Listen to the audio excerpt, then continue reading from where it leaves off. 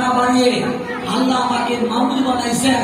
এই জন্য আল্লাহ পাকের দরবারে শুকর আদায় করি আলহামদুলিল্লাহ। 3 নম্বর শুকর আদায় করি, হে যুবকরা ভাইরা, আজকে আমার আপনারা আছেন বয়স্ক যুবকদেরকে জোড়হাত করে বলি, তোমার আর আমার জীবনে শেষ মাহফিল আজকে হতেও পারে। ঠিক। সকালবেলা আপনার আমার সম্পর্কে মাইকিং হতে পারে, আপনার আমার কাপড়ের কাপড় দোকান থেকে বেরিয়ে আমার বাড়ি হাজির হতে পারে, আপনার আমার দোকান থেকে কপুরা আর ওই দরমা আমার বাড়ি হাজির হতে পারে। সকালবেলা আমার ভাই ব্রাদার পুরাদার দাও নিয়ে বাস বাগানে যে বাস কাটতে পারে, আপনার আমার এলাকার লোকে মসজিদে যায়, আপনার আমার পালঙ্গ নিয়ে আসতে পারে। হতে পারে জীবনের শেষ মাহফিল।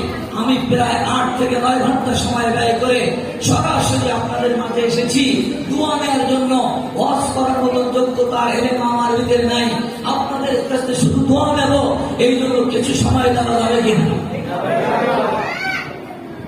3 নম্বর শুকর আদায় করে যুবক ভাইরা তাদের হাতে ধরি পায়ে ধরি।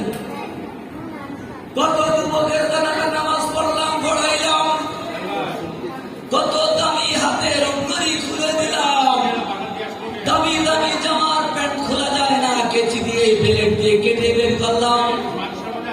ও যুবক ভাইরা, ঠান্ডা পানি আর গরম পানি বড়ের পাতা দিয়া তোমাকে মাসারি তলে শোয়াইয়া গোসল দিয়া 3 খান কাপড় পরাইয়া আদিমপুরের গোরস্থানে অথবা জঙ্গলের গোরস্থানে রেখে আসবে।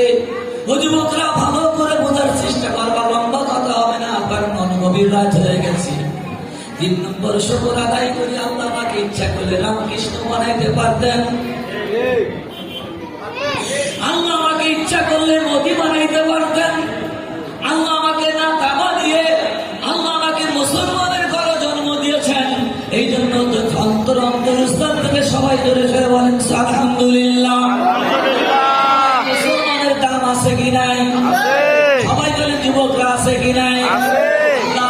হযরত জুনায়েদ বাগদাদী রাহমাতুল্লাহ আলাইহি আল্লাহর একজন ওলি ছিলেন। কি ছিলেন?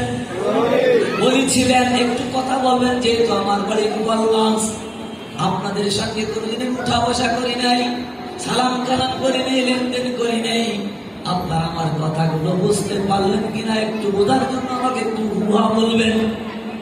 হযরত জুনায়েদ বাগদাদী রাহমাতুল্লাহ আলাইহি আল্লাহর কুতুব ছিলেন, আল্লাহর ওলি ছিলেন। এক ইহুদি যুবক হযরত জুনায়েদ বাগদাদীকে ভালোবাসতেন, প্রত্যেকদিন আসিয়া সময় দিতেন। যুবক খেয়াল করো, আজকে আসার পরে হাতটা বেরিয়ে দিয়ে মুসাফা করে হাঁটা দিয়েছেন। হযরত জুনায়েদ